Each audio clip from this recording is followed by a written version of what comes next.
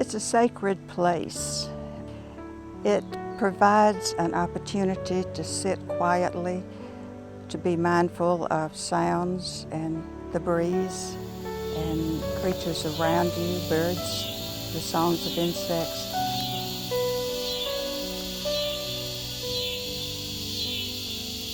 It is a place where a person can forget about the worries and cares and ordinary things of life and simply be quiet. It's a place for practicing mindfulness.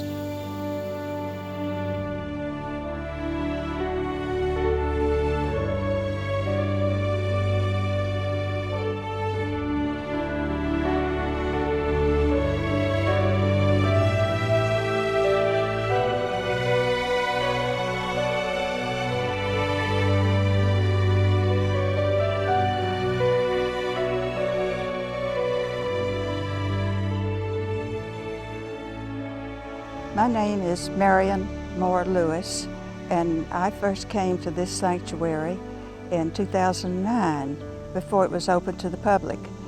I came with a group of people who were also nature enthusiasts, and after a career in biological research and molecular biology, I'd retired from UAH, and I was wondering what to do with my life after that. So I met Marian at the time we began the Sanctuary Artist Group. During her walks, we got to know each other very well. We've become close friends. Margaret donated the first 300 acres of this property to the city of Huntsville for a wildlife sanctuary. And so it wasn't until I inherited it and I saw the Hayes Preserve was set aside. Then I came to the conclusion that we needed a park also, another type of park that wasn't a recreational park, but a place where the wildlife came first.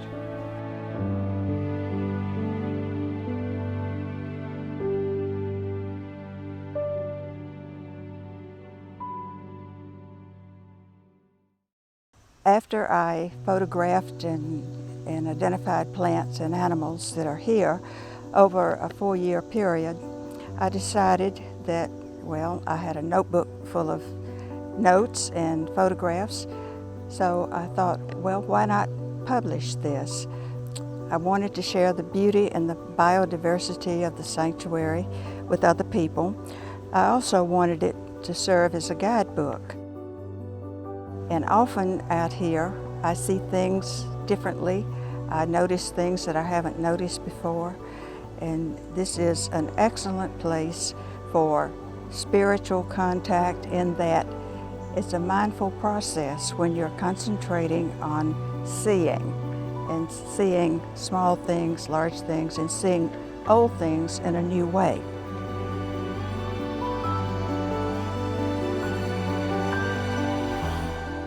The pond is interesting because it wasn't there originally, but a lot of gravel pits were developed in the Big Cove area. So that's when the pond was built. And that was where I learned to swim as a little girl. It's barren all around the pond. And today the pond has naturalized. So you would have no idea that it was a man-made pond. So there's been multi-use of the land, and now it comes to this, and look what we have. We have a beautiful sanctuary for people to enjoy now. Chopped tree, yeah, high rise.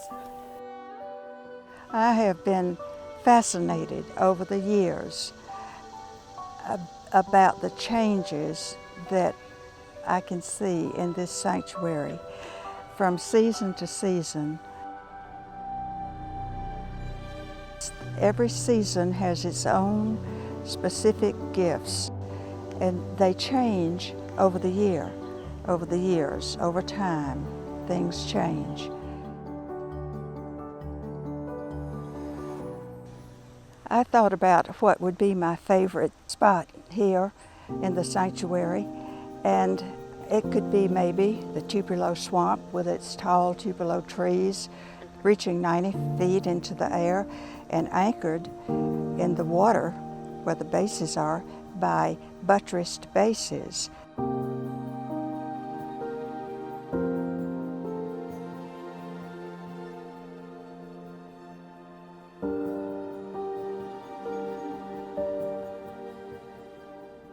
Standing quietly, the mood of the swamp is tangible.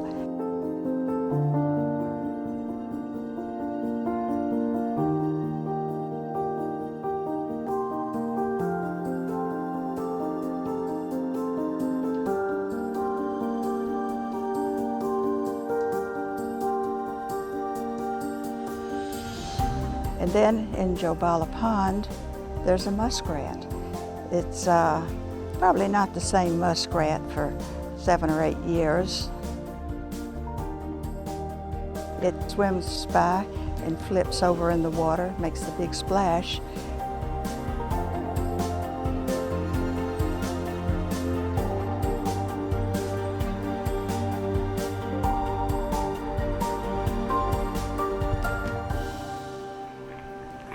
One of the most interesting plants here, I think, is the Willy Dutchman's pipe.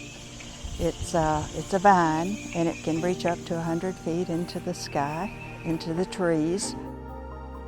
In the spring, the leaves come out. They can be anywhere from 4 to 6 to even 8 or 10 inches across. The leaves are very large. And along comes pretty soon the Willy Dutchman pipe vine caterpillar, the butterfly caterpillar. It's an unattractive caterpillar. It's black with some orange spots along the sides, and it has projections from its head that look something like feelers. It can move very fast if it's going across the trail, but it eats the edge of the leaves and incorporates toxin from the plant. This toxin makes it unpalatable to predators, but it's carried through all of the stages of metamorphosis into the butterfly, a beautiful black butterfly with iridescent dorsal surface wings.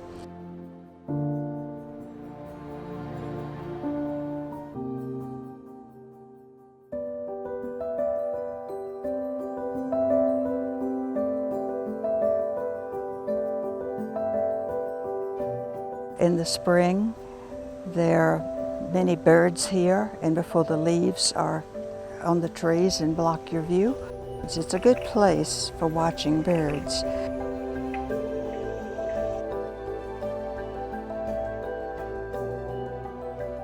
There is a Heron Rookery. At the end of January, the herons come back to this area. They remodel their nests high up in the trees. And herons' feet are not really made for perching. They're ungainly as they land on these branches. But they sit on the nests, and then in March and April, in May, chicks are born. And the herons will take care of the chicks for the next 2 months.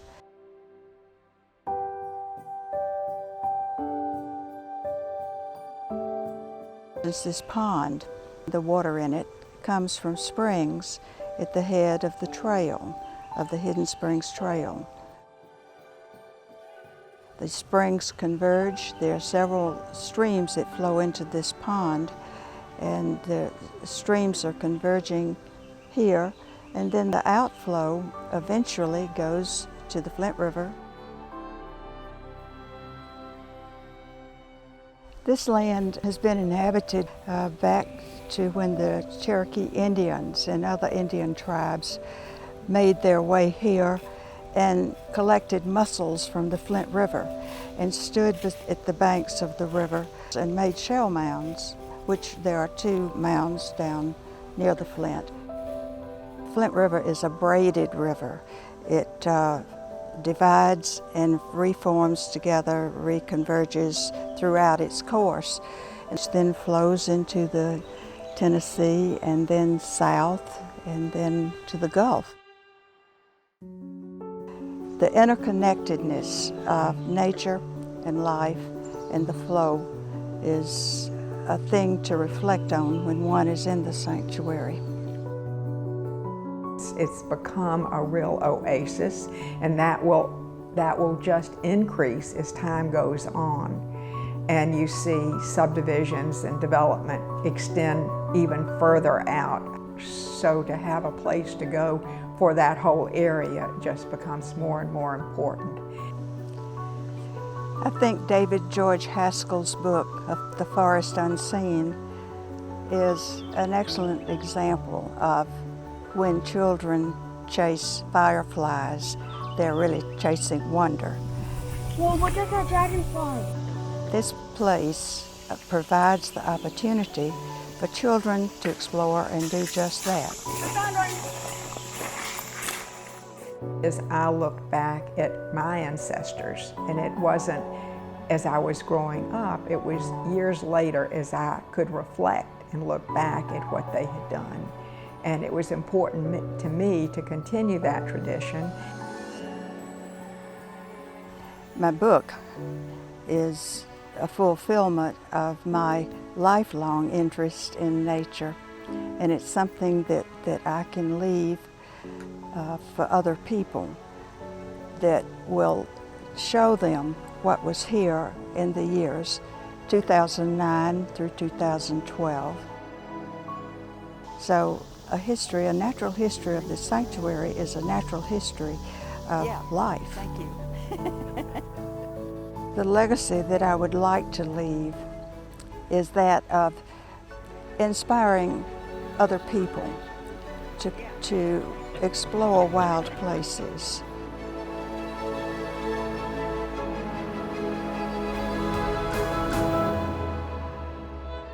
You can't take anything with you. And the only thing you can do is what you leave behind.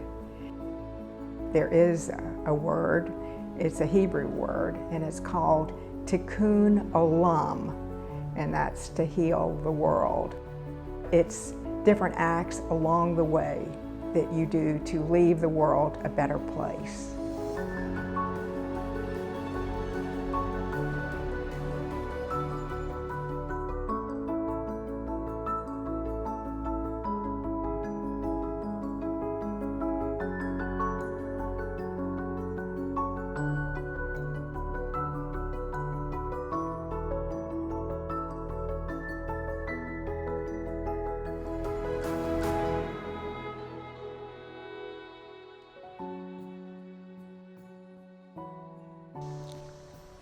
To quote one of my heroes of naturalist literature, Gus, he said, "Such a morning walk in such a clime at such a season, you may easily imagine is not performed without multitudes of objects to catch the eye and delight the mind of an observant naturalist."